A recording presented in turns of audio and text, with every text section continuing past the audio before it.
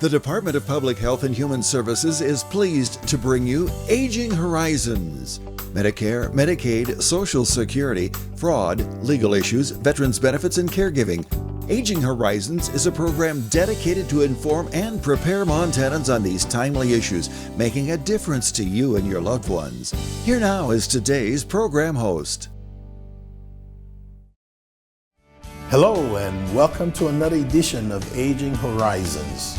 Today we have a special guest with us, and she will be talking about hoarding. She'll be talking about some of the misconceptions of hoarding. She'll be talking about clutter, and we'll be talking about how to help our elderly population. So what I want you to do is get your cup of coffee, stay tuned, and we will be right back. It's been 27 years. I never thought I'd still be smoking, but here I am, COPD and all. I'm about to have a granddaughter. There's so much to show her, but I'm scared I won't be able to keep up like I used to. Kind of gave up on myself on quitting. But it's different now. I want to be here for her and for my daughter. Hey caregivers, did you know that respite time is your time? How will you spend it? How about some good old-fashioned me time for starters? Michelle Smith, Helena. Or maybe play a high-stakes game of volleyball with my other kiddo. Gotta teach him who's boss, you know? I could even make my famous spinach lasagna. Never hear any complaints about that. Montana Lifespan Respite. Respite for caregivers. It's okay to need it. It's okay to want it. It's okay to get it. Hey Mom, more lasagna please? Sometimes the difference between having the life-saving medications you need and going without is the premium on your Medicare drug insurance. If you are a Montana resident enrolled in the Medicare prescription drug program, you may be eligible to receive help with your premiums, even if you own your home or other assets or think you may have too much income. Call or visit the Big Sky RX website today to find out if you qualify. There you go, ma'am. See you next month. Thank you. A message from FireSafe Montana. It has been indicated that Montana is headed towards a significant wildland fire season. Now is the time for you and your community to begin your fuel mitigation efforts. Neighborhood meetings, fuel mitigation around your property, planning escape routes, practicing the route. Right now is the time for action. Your local emergency management agency can be contacted for more information. This message brought to you by FireSafe Montana and aired by the Montana Broadcasters Association. Welcome to Aging Horizons. This is a program brought to you by Montana Department of Public Health and Human Services. And today we are at the 56th Governor's Conference on Aging. And our special guest with us is Karen Freed. Karen, welcome to the program. Thank you. So we're talking about hoarding. I know there are different types of hoarding.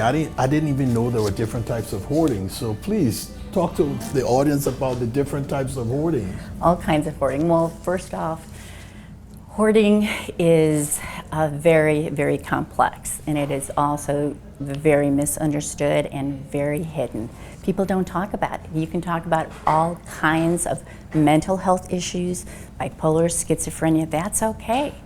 You mention hoarding, conversation stops because it's embarrassing. Hoarding disorder is a mental health condition, but you can't tell someone has it by looking at their stuff, by going into their home. It's more complicated than that. So there are different types of clutter. There's all kinds of clutter, physical clutter, digital, paper, brain, all kinds of clutter. So clutter is different than hoarding. There's also something called situational disorganization. Everybody at some point in their life goes through that.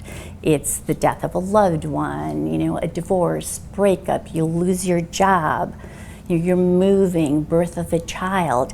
We all go through it. At that point, you're not going to be doing anything in your home. You're kind of depressed maybe. So we're saying situational disorganization yes. is common to all. Common to everyone. Everyone at some point is going to have a situation where they're just not going to be cleaning up. It's normal, okay? And then we go into chronic disorganization, and that has a very specific definition. Is having a past history of disorganization in which self-help efforts to change have failed, an undermining of the current quality of life, and the expectation of future disorganization. So that goes into something called the factors associated with disorganization. Right. Again, clutter is very complex. You have brain-based conditions, beliefs about possessions, and situational factors. So, Karen, what are some of those factors associated with the disorganization? Well, under brain-based conditions, you have something called neurologically based conditions.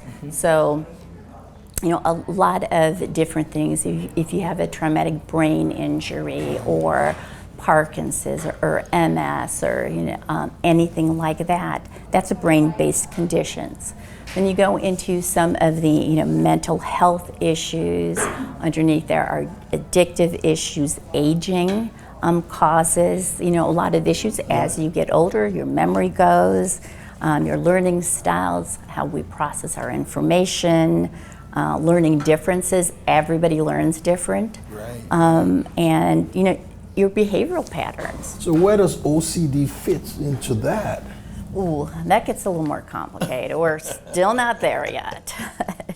Under the factors associated, we go talk about beliefs about possessions and perfectionism. And people say, well, how can you have an issue with hoarding if you're a perfectionist?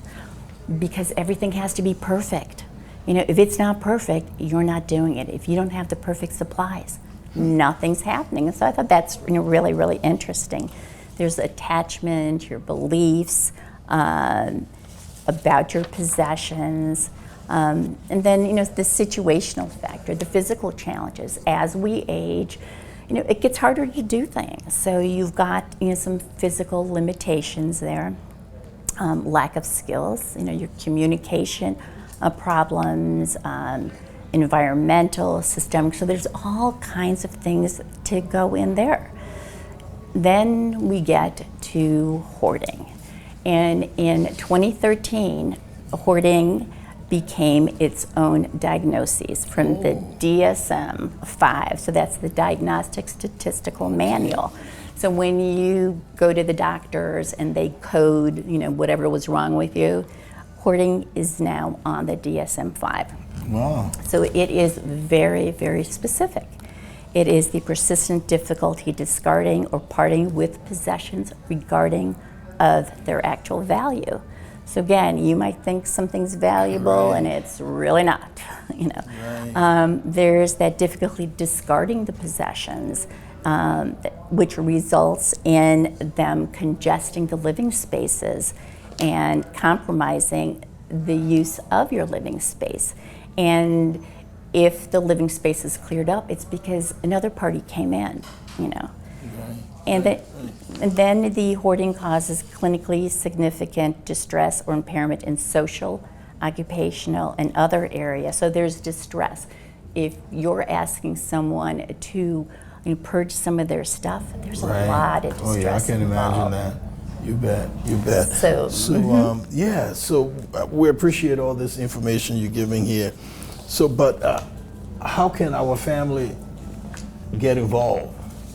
Well, as I said, it is really, really a hard thing to make any changes or progress unless the person is willing to change, wants to change, or recognizes that there is a problem. Okay. And that's in one of the specifiers, the poor insight, low insight, where they totally disavow anything, it's not a problem. And you're looking and it is really a problem. So. Okay, well, I'll tell you, Karen, we've been speaking to Karen Freed. She's a certified life and business coach, and we're talking about hoarding.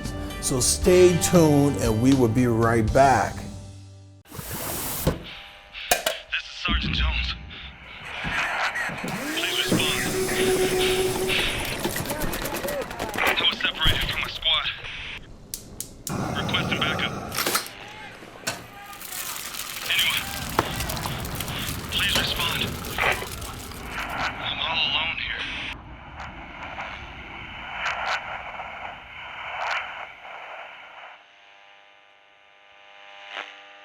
The human heart. Even at its strongest, it's a fragile muscle. Chest and arm pain, shortness of breath, are signs of a heart under attack. But 3 numbers can save a life. Dial 911 at the first sign of a heart attack. Quick response from medical experts can save your life. I was 45 and it happened to me, a heart attack. Dialing 911 saved Ryan's life. Now he's here and he's healthy. This message sponsored by Mission Lifeline Montana. I think the most pleasant surprise when we turned 65 and signed up for Medicare Part B was finding out about our Welcome to Medicare preventive visit. It was free, and it gave us the opportunity to visit with our doctors and establish a plan for our health going forward. They reviewed our medical history, measured our height, weight, blood pressure, and counseled us on other risk factors. To learn more about Medicare's free or low-cost preventive and wellness benefits, call your local SHIP counselor at 800-551-3191. I mentioned it's free, right? Twice. Can you say ombudsman? Ombudsman. Ombudsman? Uma Doodlesman? Fortunately, you don't have to say it right to get the help of a long-term care ombudsman. If you or a loved one reside in assisted living or long-term care, an ombudsman can help resolve any issue. And these services are completely free and confidential. Now, why don't you try that again? Ombudsman. We're back, and we've been talking to Karine Freed. She's a certified life and business coach. And I'm your host, Wilma Collins, and we're here, right here in Helena at the 56th Annual Governor's Conference on Aging. Karine, we're talking about hoarding, and most people say hoarding is in the elderly.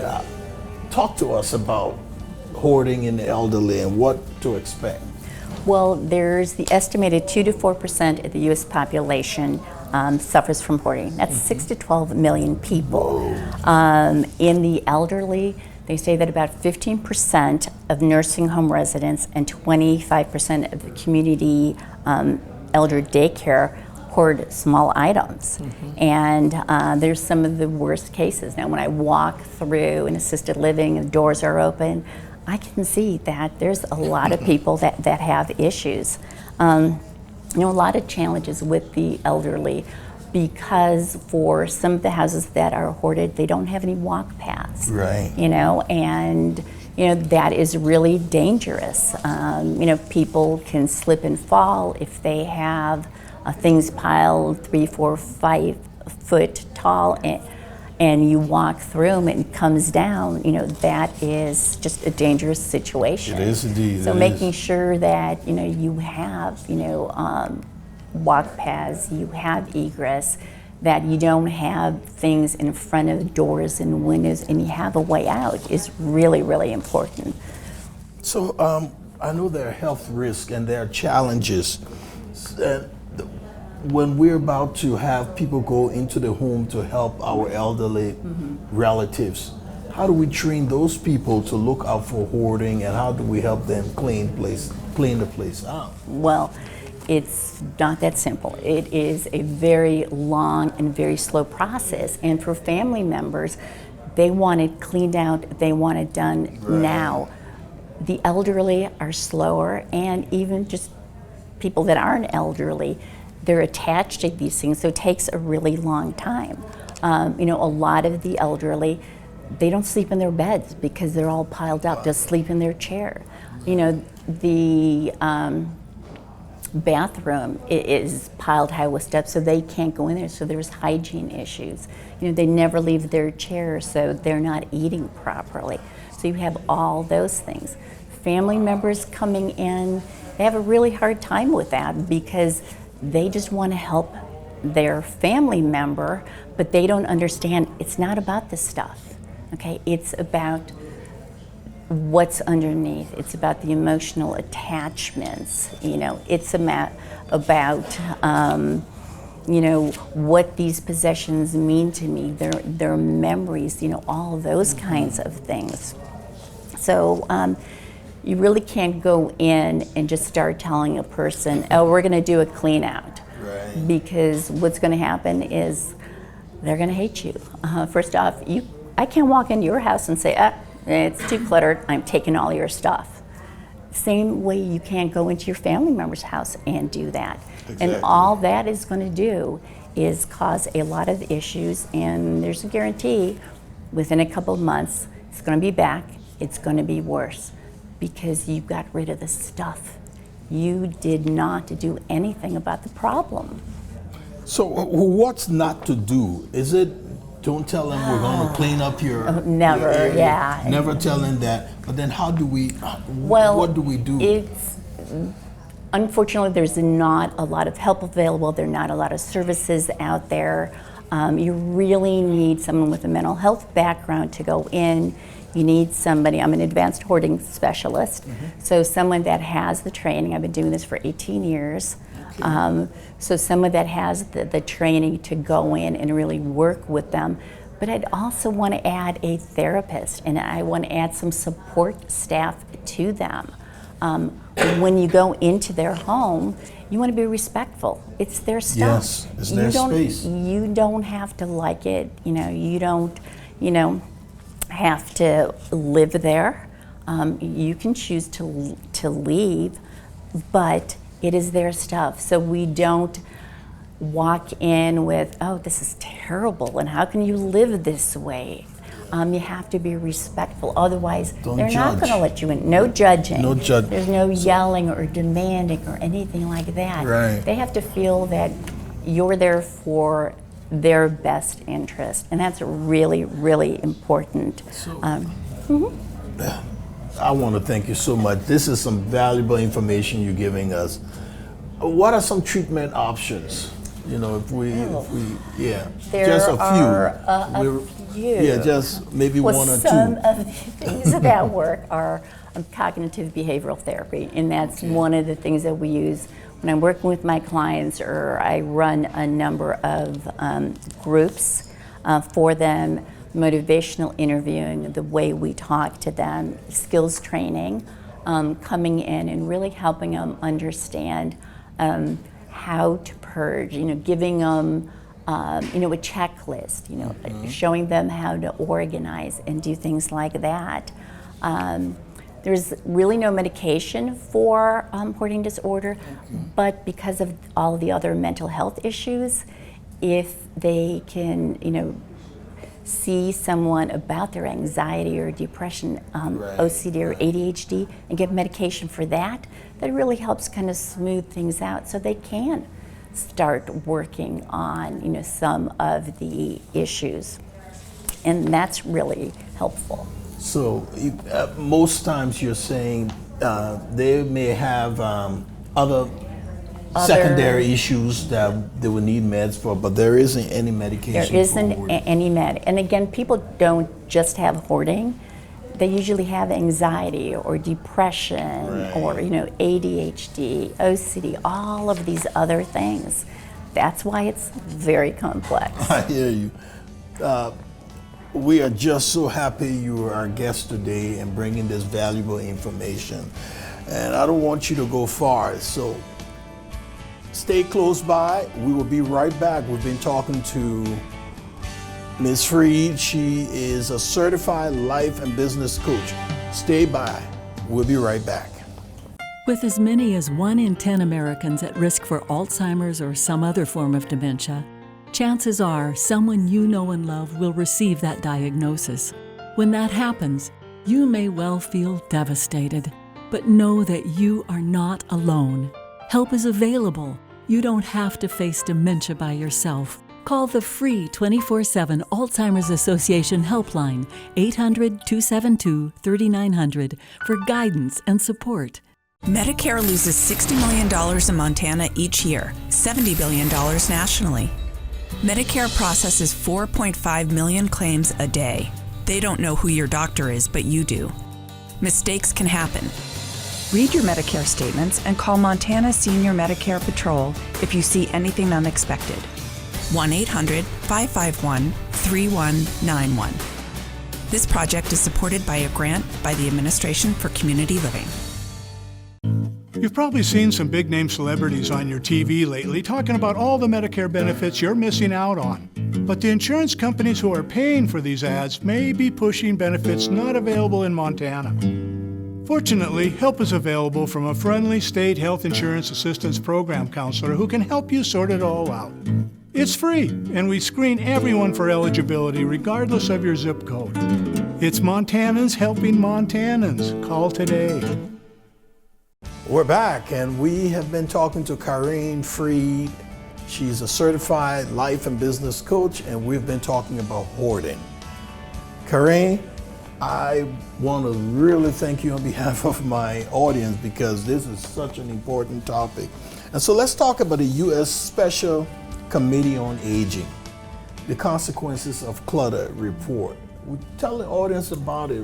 What is that? That was very interesting. So last year, probably about March or so,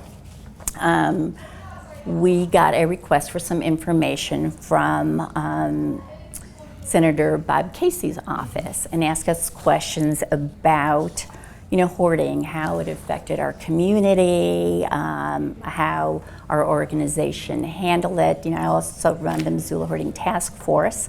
What challenges we had and, how the government can help. Well, if you ask me a question, I'm going to reply. So I wrote this letter and sent it off. Didn't think anything of it. In July, we get a email from the senator's office saying we took all of the information. We didn't know who they asked these questions to. Right. I guess it went out to some social workers, mental health, police, fire.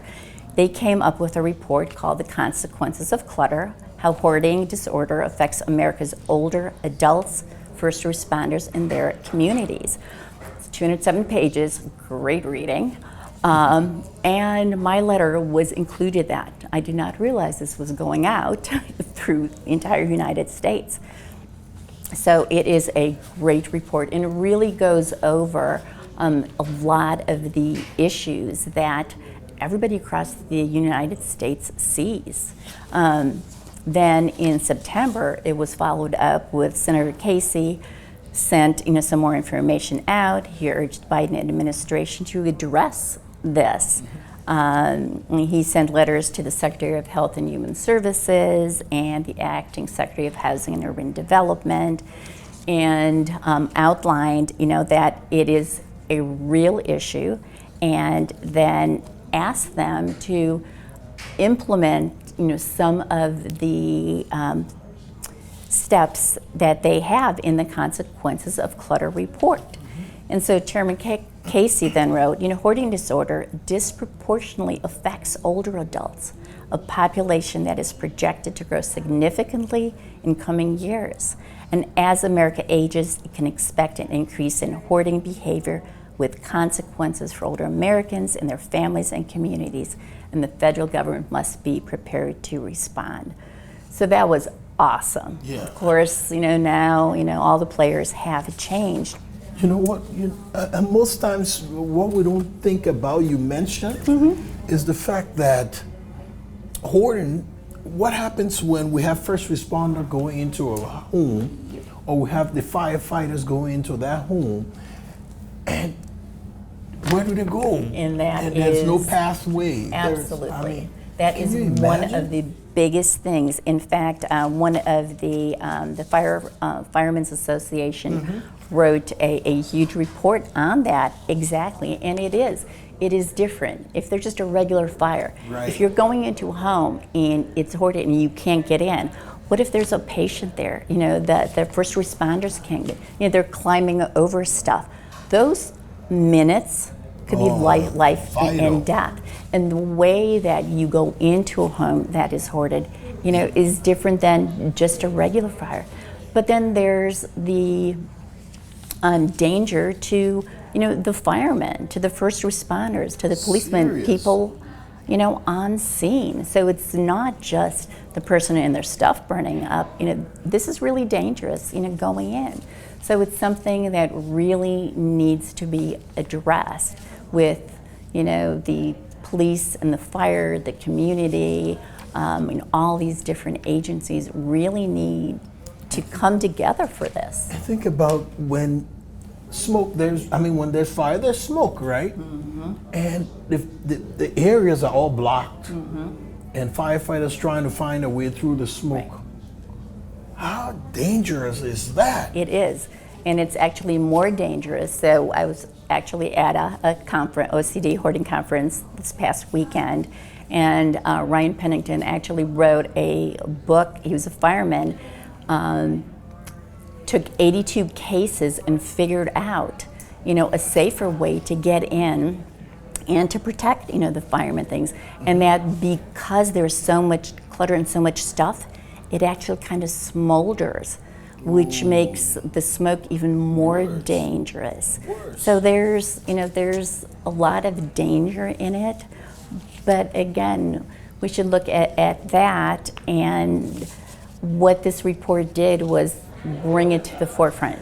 The fact that it's in the Senate, that it went up to the White House. I mean, that's huge. It's letting everybody know that, hey, we have a problem. The aging population, they're getting older. You don't want to wait until you need to go in. You want to do something now. Okay. But again, there's no funding, and that's a huge issue. That's huge. There's no funding for, the mental health aspect, or for people going in, for bringing in, when I go in, it costs money, just like when an electrician goes in to fix something, or, anybody else, the mental health agencies don't work for free either. Right. Therapists don't work for free. So it all costs money, and it's what's lacking. There is no funding because again, all the other mental health issues, they take precedence. Hoarding's kind of the bottom of the barrel. So, yeah. Karine, I want to thank you so much for all this information. And I'm sure our audience really enjoyed this program. We've been talking to Karine Freed. She's a life and business coach, certified life and business coach. This has been your host, Wilma Collins, and I will see you next time.